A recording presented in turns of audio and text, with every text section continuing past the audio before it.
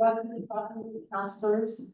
We have a little bit of a change in the way we do things is that we're gonna keep people on Zoom muted until you're called on. And the reason for that is to avoid any inadvertent outbursts, I guess is a way to say it.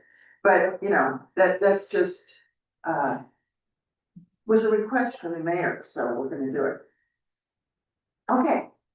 I'm gonna go through the audience and then tell me what you want to talk about, then we'll go through the people on Zoom. I can't see your names at all, so Rusty will have to. Everything's too small here, we're too far away. Okay, yes. Lois Moore, and I just wanted to get an update on the wall situation. There have been some new things happening there, and I'm just wondering how it fits together. Okay. Is there gonna be anybody here who can answer those questions, or are they online? I don't believe anybody here can answer that. Usually we have Daniel or. Daniel doesn't work on, let me see, on Tuesday through Thursday. He's off Tuesday through Thursday? Yeah, So he's never gonna be here? So we'll never be able to answer code enforcement questions, it sounds like? unless they change the schedule. That's what it's scheduled at the moment. Okay, I'll check into that, because that doesn't work very well. Just so you know, I have to leave at 10:30 for an appointment in Warrenton. I said too rude. Come No. I just don't want you to think I'm running out in a secret. Diana. Hi, I just want to give an update that tonight there's a presentation, on the Ecola Creek North Bank Stabilization Project. Okay, great. Where? So it's 6 p.m. at the Tolavana Inn, and all are welcome. It'll be a couple hours, and, they're just finishing up the second phase, the design phase. And there's going to be a presentation by the engineers from Integral Consulting, who've been working for a couple of years on this project. So this is an opportunity for the community to become a little better educated about what the issues are and what the solution is that they have been having after these 2 years of research. And it's a nature-based solution. Breakers Point in that area is not eligible for riprap or any hard structure. And so this is a project that is interesting to people across the coast and the country because they have had to dig deep and find solutions that are not common. So again, Cannon Beach is leading the way in nature-based solutions. And this is also really exciting because it is a rare example of a time when former adversaries, the city, Breakers Point, various community members and environmental groups have come together with a shared purpose and goal and are now working together. So with the city's support, press, Columbia River Estuary Task Force, Executive Director Denise Lockman was able to get a FEMA grant for $200,000, which is going to cover the design and engineering. Have they gotten the grant yet? They have secured it. The city and Breakers Point participate at the 25% level, and they too have funded. So to the end of design with stamped engineering, you know, everything to go and build, it's paid for. It's done. So 6 to 8 tonight at Tolavana Inn. They have a kind of a meeting room. Cards captain right there. What do they call it? That, you know, that card, I call it the card sea captain. You know what I'm talking about? That entrance. Yeah, yeah, Okay, yeah. all right. You know, down by the wayside, you know where that is, right? It's Across the from the. hotel down by the Tolavana wayside. I know where the inn is, I just don't know what entrance you're talking about. I think it's on the north end of the building. You go in the lobby and then go upstairs, they have a meeting room upstairs, and it's probably Okay. like this. Alrighty, thank you. Yeah. Okay. Maybe just an update on, construction projects, so how the city hall and the police station are going and one up there. Okay. This should continue forever. I haven't been around. I went to the wrong spot. Oh. I didn't realize that, I hadn't been in that building, so. Okay.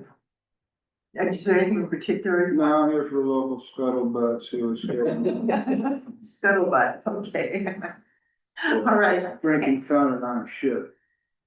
And then I can see Ginny up there. Do you have anything in particular you want to talk about? Well, Kiss is getting groomed tomorrow, so she has to get combed now. I thought Tim Collier did a great job last night at your city council meeting. Man, does he have money facts ready to go. But I'd like to talk about short-term rentals. Short-term rentals, okay, good, all right. And then, and then who else is on Zoom? Anybody? You got Betsy Ayers. Betsy, do you have anything you would like to talk about? Yeah, I guess, parking and parking enforcement. Okay, parking enforcement. See, these are things that we. Did you say RV? RV, you said RV and park, yeah, RV and parking. No, I did enforcement. not say RV. I said just parking and parking enforcement. Okay, wait, RV, okay. I don't care. Well, I do care about the RVs because, you know, there's a place for them and not everybody who drives one into town gets it. I mean, I get that. I've been on vacation and totally missed signs that tell me what I'm supposed to be doing. But anyway, we'll get to that later. All right. Okay. Nancy? McCarthy, do you have anything to? I just want to remind everybody that the community bulletin is coming out on Friday, and it's filled with all kinds of good stories, and it should be in your email on Friday afternoon. So look for it. Okay, thank you. And iPhone Julie? Is that what I'm seeing? Yes. iPhone Julie, are you there? Well, she's muted. I found the unmute button. Yay. I was also wanted to talk about, can you hear me? Yeah. Okay. Yeah. I also wanted to ask about parking enforcement, ticketing people who are parked incorrectly. I'm seeing a lot of no tickets on very incorrectly parked cars. And then I just wanted an update on, if you can believe it, since I'm on the accessibility committee, I've heard absolutely nothing about the Moby mats and if they're out there.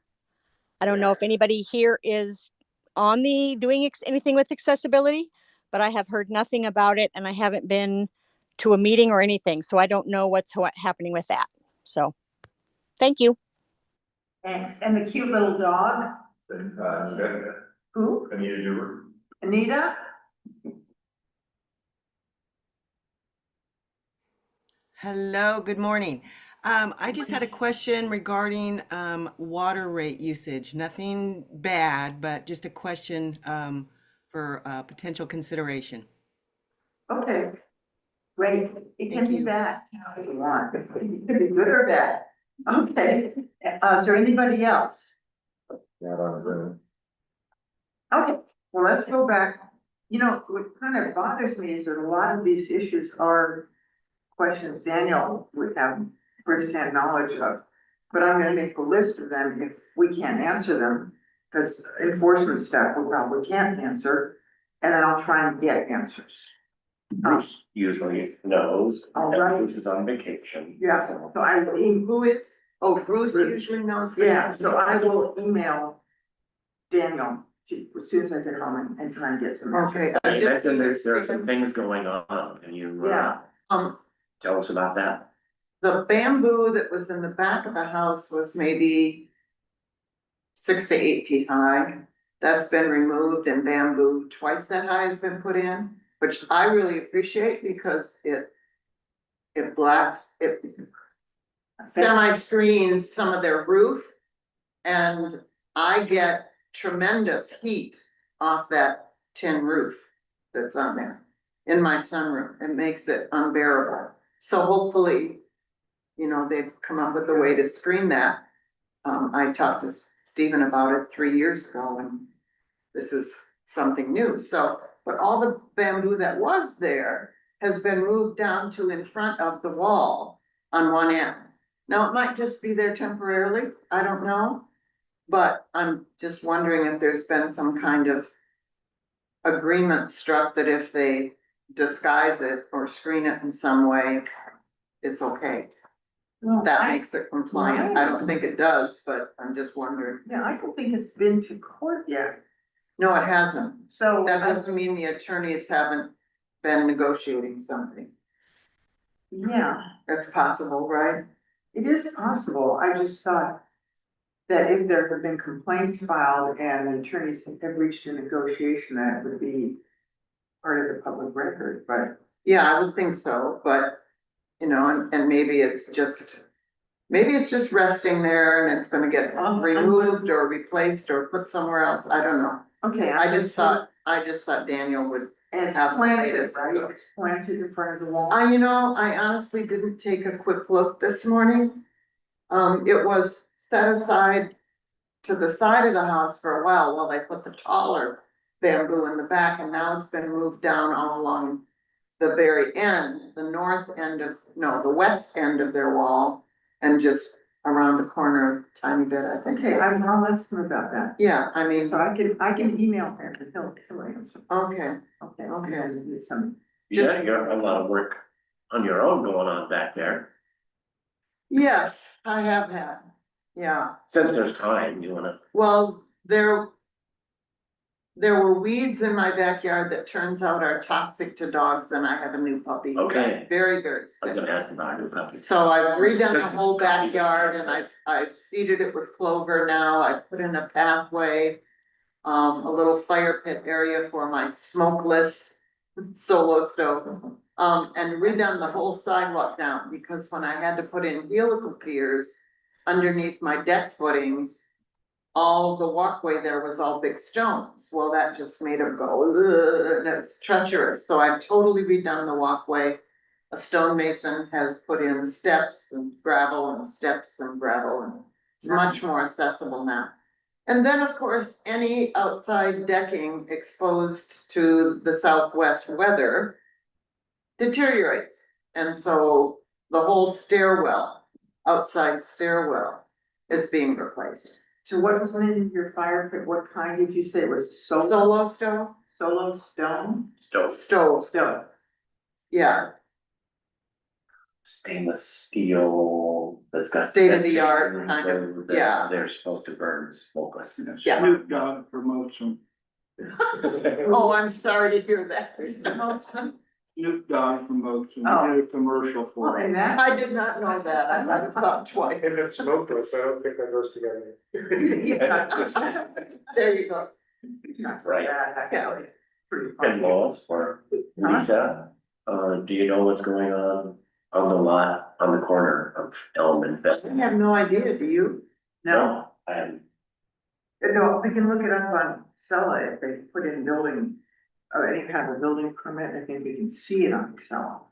I've had a fun time watching the plastic barrier they put up in preparation to do something, I'm assuming excavating for a foundation, and the elk were having a great time, just, the young elk were just like stomping on that fence, it kind of got it all smashed in the ground at this point, but.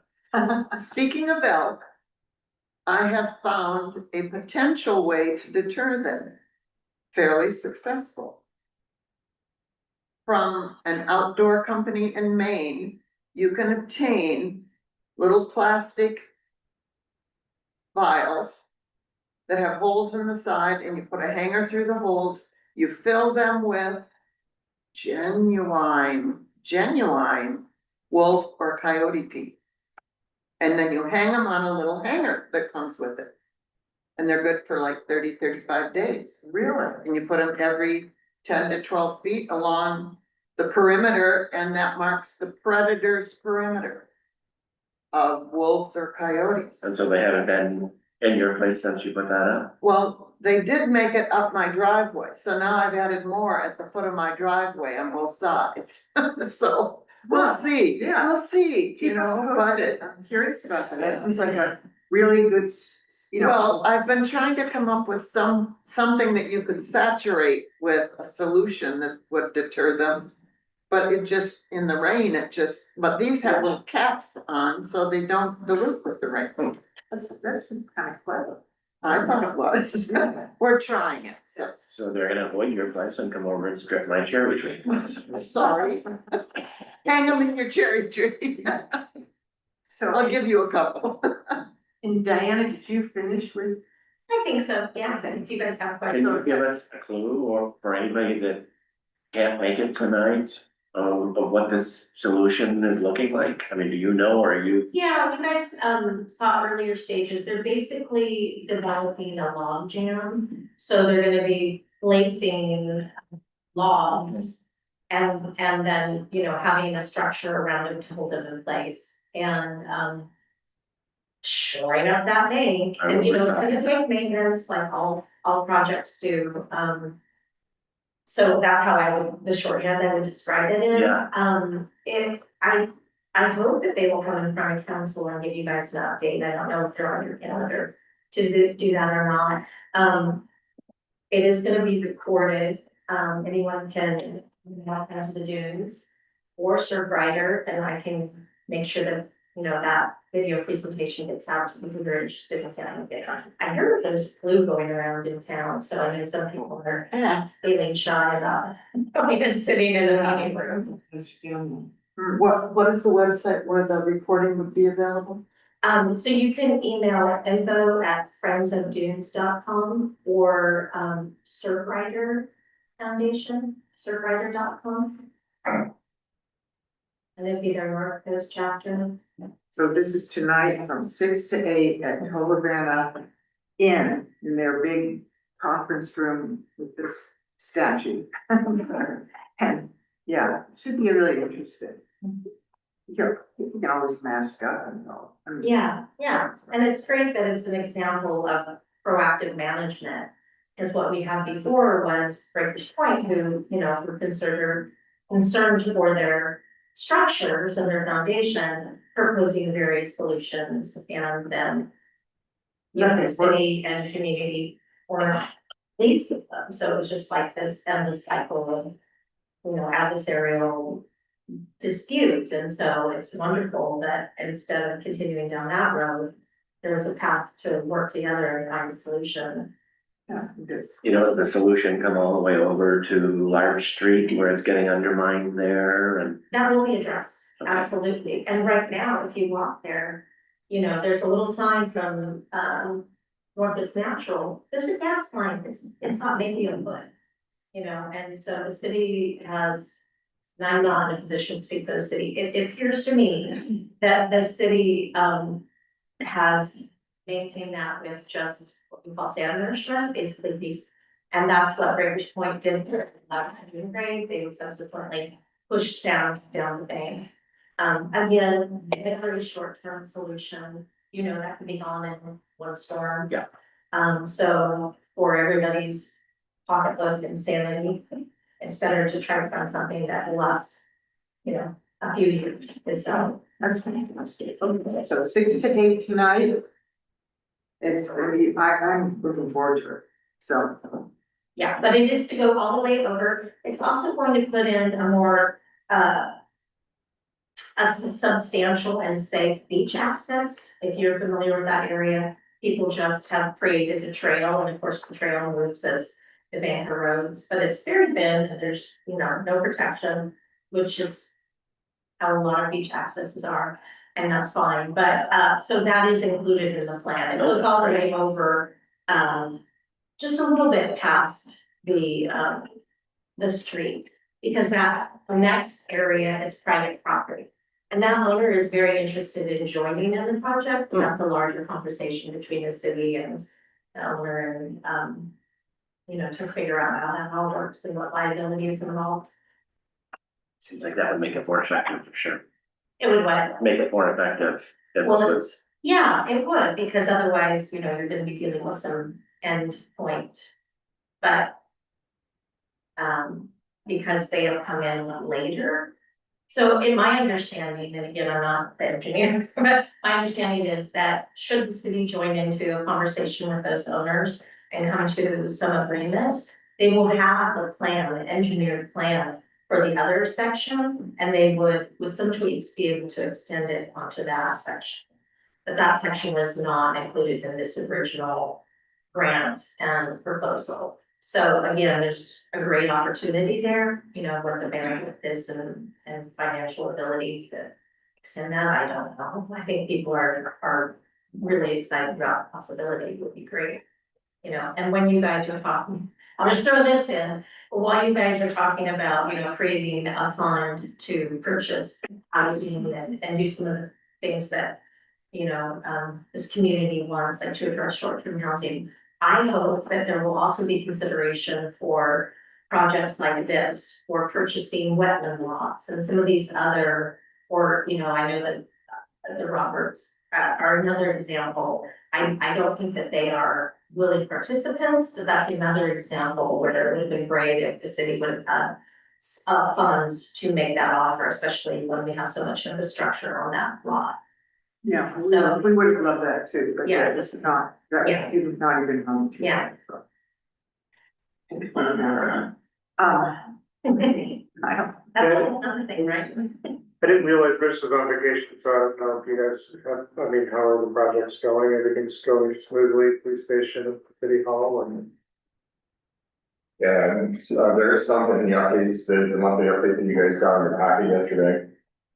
So, City Hall obviously been demoed, they're gonna be starting piling next week. And concrete will be coming probably about a month after that, so we'll be working on the stone walls and getting the building all set up. Police is the piling's in, grading's done. They're about done with the concrete and they'll start building the structure shortly. So I think police is like a week or two ahead of schedule and Electrical is new for police. they had to put in a bigger service, yes, for that site, so I think, yeah, they do have electrical on that site now. We don't have a cash site completed yet, they're still waiting on that. I think there's one more electrical, bolt we need. And then you'll be seeing work on, they're gonna do some electrical work on, City Hall too, they gotta put a new service for it as well. Is the review still on hold for pending elections and legislative action? what, the school? Oh, the school is right now, yeah, it's on hold. I mean, nothing's happened at this point. We're gonna have to get it on the agenda and, well, we were delayed.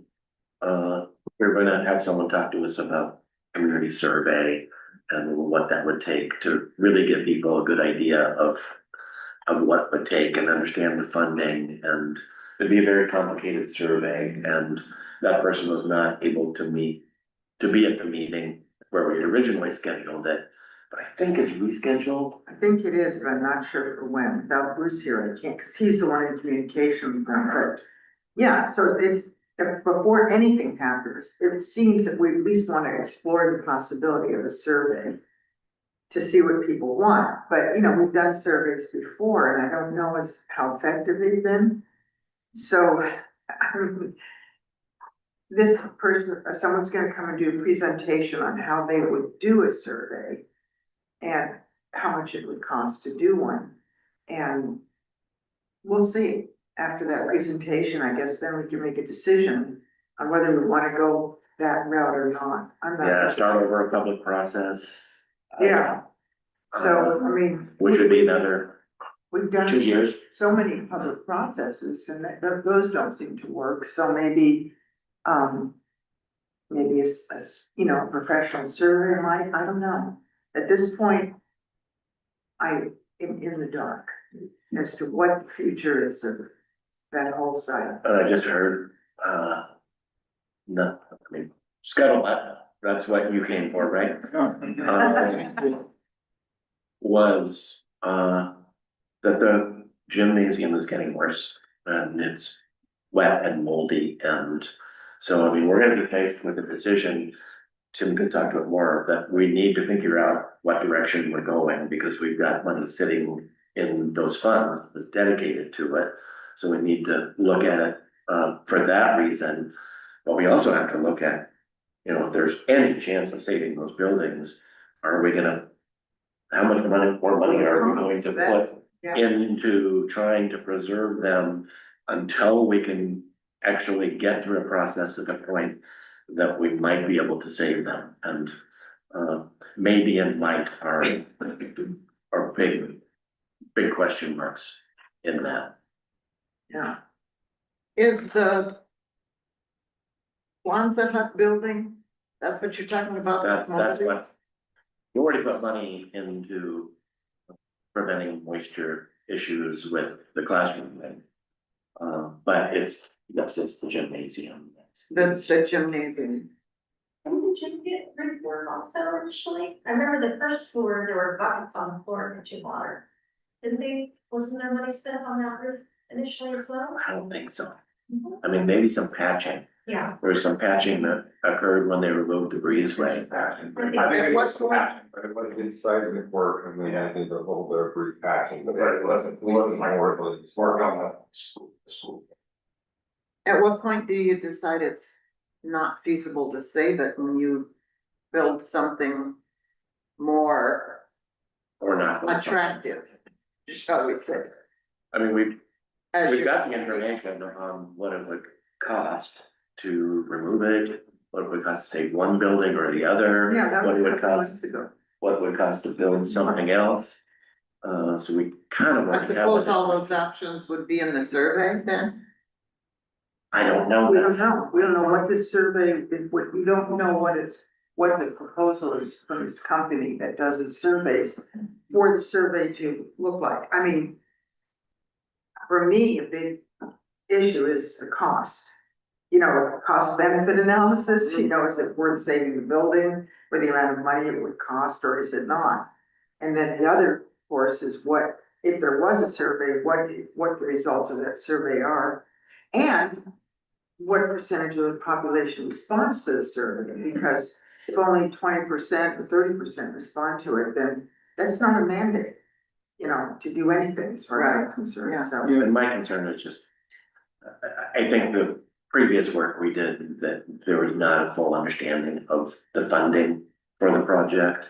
And so any survey is going to have to try to make that clear, that if it's going to be, we're going to use our restricted tourism funds, then it has to have the substantial purpose of accommodating tourists. I would so- say probably on the survey, your concern is very valid, you can get like 20 or 30%. My kind of view, I've come to some of the meetings, is you're probably getting about 20-30%, and they seem to be split in two different camps, and that 70 or 80% really doesn't care. You know, if something ends up in front of them in an election, they say, flip a coin or say, oh, okay, well, this sounds good, and go with that. It is gonna be challenging, because anything to save the two buildings, at this point, we know, I mean, if we did it now, we could make them publicly accessible for close to $10 million. Yeah. You know, but by the time we get through a public process of a year or two, you know, what's that number going to be? So we got some tough decisions. It's gonna be a lot higher, so steel and all, you know, aluminum are gonna be zooming up in price because of the tariffs. I mean, really, and a lot of building materials will be more expensive as the longer time goes on. And that's a big issue, what's gonna happen, it was the reason I voted for it, you know, for the last time around. I think it's gonna come down to somebody's gonna say, okay, here's a plan, here's where we're gonna go, and just push it through. Move on, let them chips forward in it. Cause I think, you know, survey, if you're going back 2-3 years, you probably fall down before we get an answer. Oh, don't forget about your Zoom audience, you guys. What was that? Don't, Don't forget about them. don't forget Yeah, about your Zoom audience. Yeah, the Zoom audience isn't getting to participate in this conversation. It's No, kind of- you guys are just having a good time chatting amongst yourself, which is fascinating, but we're here too. Sort Yeah. of virtually, basically virtually anyway. I'd like to hear from you guys about what your opinions are. about what you're talking about, or what you asked us, what we were interested in talking about when we first. Talking about now. Anyway.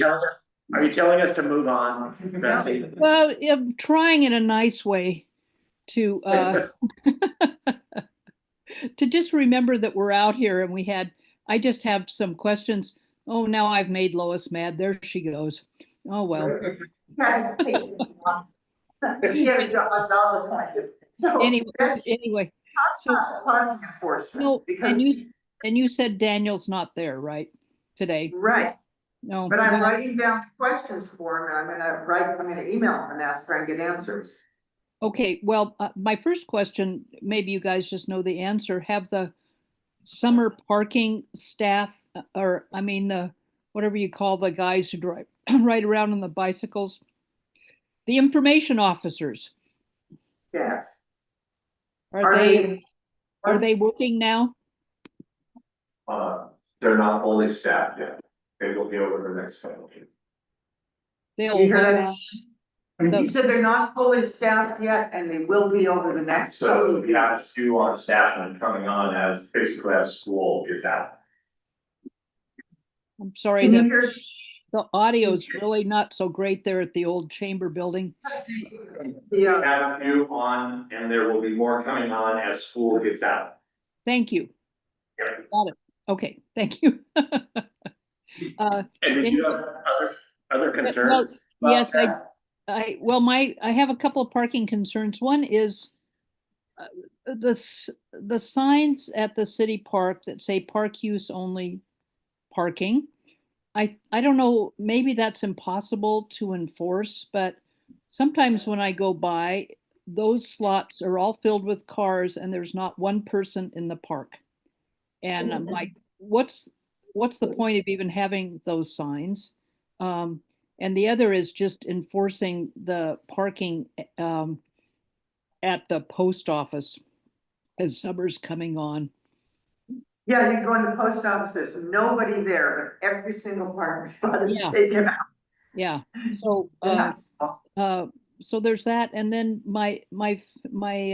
I've brought this up before and maybe nobody else is interested in doing it particularly, but I would really like to see a no idling ordinance in Cannon Beach. I see so many people sitting in their cars where there's a beautiful breeze outside and they're talking on their telephones and their cars are idling. And I'm like,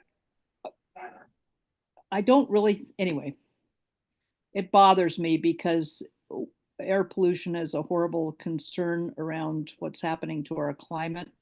And yes, we have beautiful air here, but I'd like to keep it that way for as long as we can. I think other jurisdictions have those ordinances, don't they? Yes, they do. Yes, and some jurisdictions actually have no smoking anywhere in town ordinances, but that might be too big of a stretch for us. I don't know. Rarely even see a smoker these days.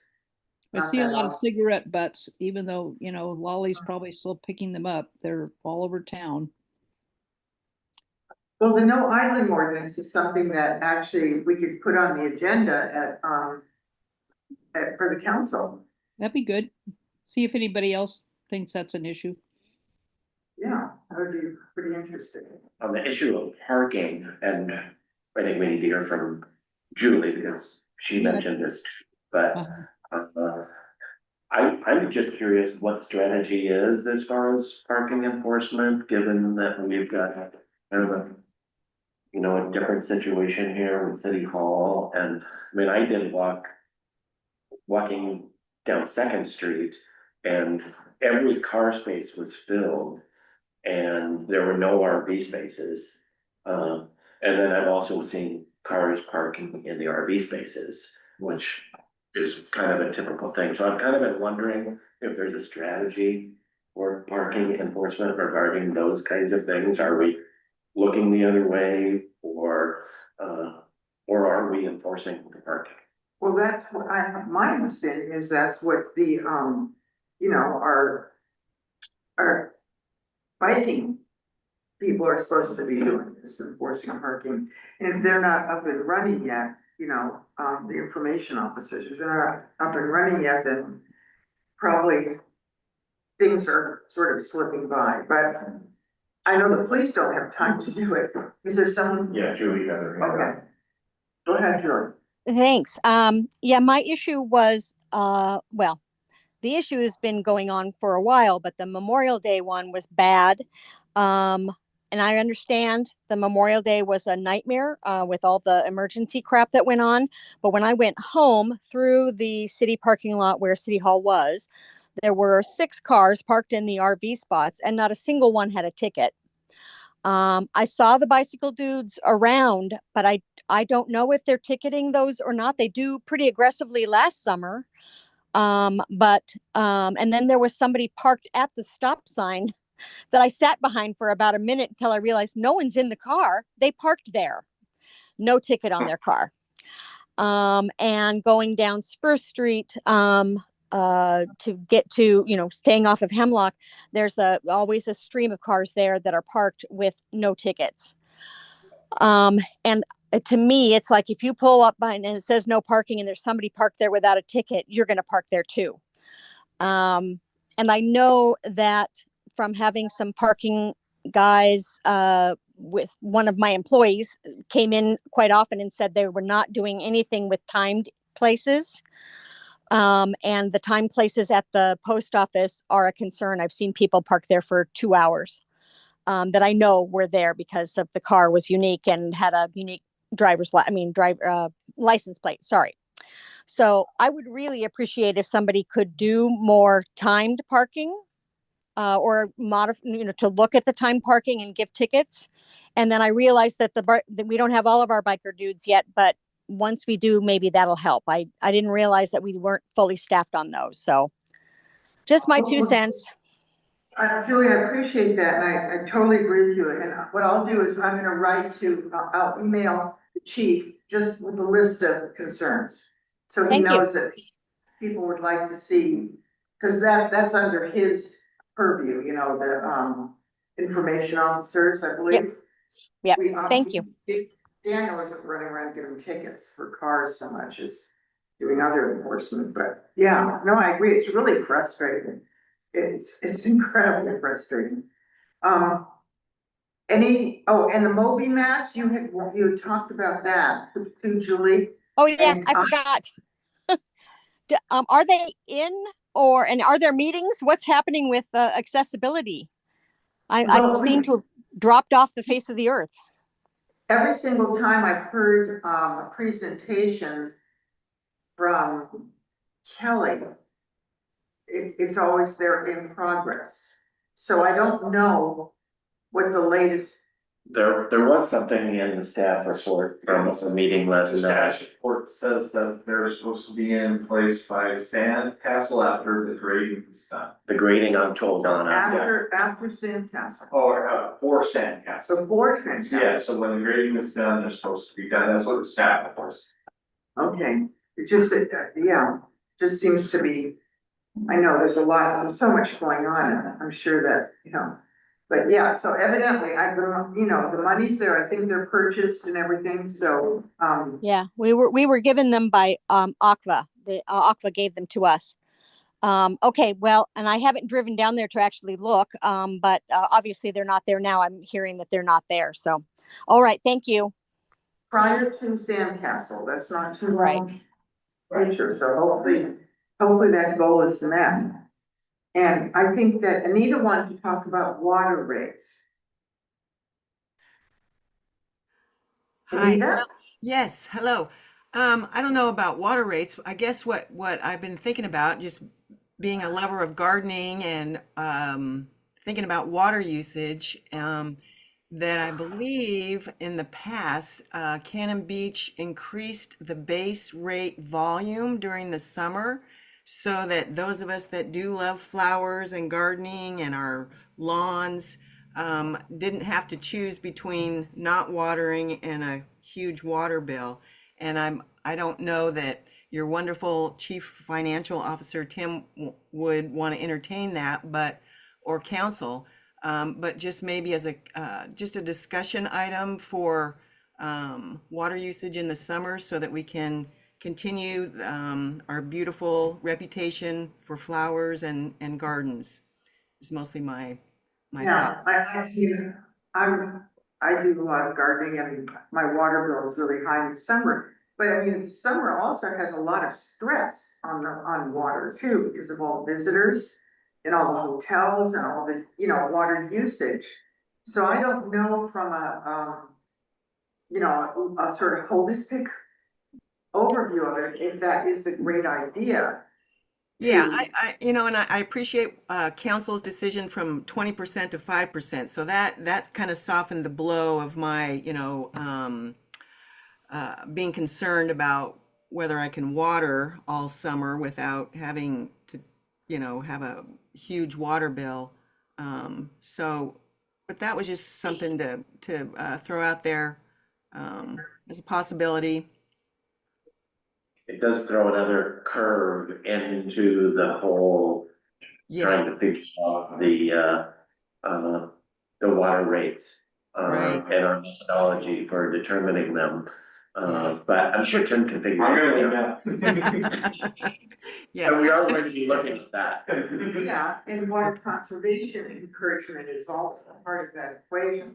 I mean, Right, I get that. so, I mean, yeah, It's a tough one because I feel like it's important that Cannon Beach has its flowers and gardens that are so beautiful without people having to worry about their water bill too much.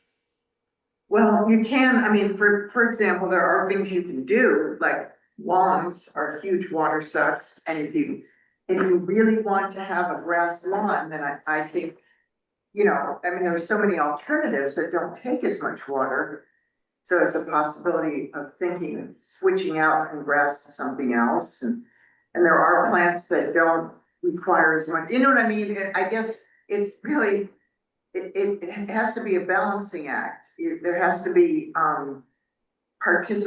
participation in the process by the gardener too, being willing to make some changes and being willing to do things that are overall beneficial for the environment and the conservation of water. So, Well, and I appreciate that, Lisa, but you also don't want to force us to just grow succulents so that the city can save water, when hydrangeas and impatiens and begonias, which like water, grow so well here. So, but that's not what I'm trying to really discuss. That was just more thoughts from water rate increase. But I'll just finish up with saying that the Cannon Beach Putts yesterday was so wonderful. It is just a really great interactive community event, and big kudos to Andrew and the Tolovana Arts Colony group.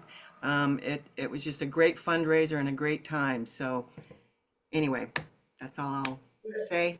Thank you. great, okay. Anybody else? Jenny, we didn't get to Jenny. Oh, She Jenny, wanted to talk about STRs. yeah, Jenny, STRs. Yeah, really. Kiska's done with her combing and I'm free here. And I will say I'm totally willing to pay what the water costs. I mean, if I'm gonna fill up my bathtub a second time, I know it's gonna increase my usage. And if I water my lawn, I know. But using a water meter for your flowers, it's kind of an eye opener that you think it's dry, but it's really not dry down where the roots are. So back to short-term rentals. I thought it was an interesting discussion that Marcia brought up yesterday. And I know, well, I feel that the city council is in agreement on a lot of the talk about short-term rentals, like not allowing owners to stay in their ADU when they rent out their main house, or maybe upping penalty fees, things like that. And so and maybe a limit on the number of permits given. So I don't understand why those just don't get addressed right now and not wait for the big topic at the code audit. Do some of the small things now to make the larger question a little bit easier. Well, yeah, and I asked, yesterday I did ask if it was gonna be, I asked when it was gonna be on the agenda. And was told that it's all being wrapped up into the code audit. Well, that's happening soon. I mean, the part of, so I think, And I think we requested that the STRs be part of the next code audit meeting, which is going to be in front of the planning commission at the end of July. The July planning commission meeting, so at that time, because I know that part of all the work that the housing committee has done with Marcy was all done under the assumption that the short-term rentals are gonna be limited. You know, so that, in other words, none of it works, none of the code audit works to try and increase housing for middle income and workforce housing. None of that works unless you have restrictions on, not just restrictions, no short-term rentals in any of those buildings, in any of the, you know, new construction. So that is coming up, and I don't know, I mean, I'm just speaking for myself, because the rest of the council may not agree with me, but I'd like to see a cap put on short-term rentals, and I'd like to see it done right away. Yeah. Yeah, I share your frustration, Jenny. It seems like some of these things are so simple. Right. And then, but any of those changes do require a change of code. So I guess it's just been, we've started to wrap it up, because I think Lisa and I have talked about this a few times. But you're right, we agree on a few things, a few moves we'd like to. But I guess we're delaying it so we can have a So it can be wrapped into the presentation of the changes to the code, but what I think that what we were talking about was putting a cap on short-term rentals, and I frankly don't see how that has to be wrapped into the code at all, or really, I mean, into the code changes for building. I think that can be done separately and right away. It needs a hearing, public hearing, of course, and that requires a whole bunch of notice, 45 days, I think. And so, I'll bring it up again at the next meeting. I don't even see why we have to wait for that to put a cap, at least.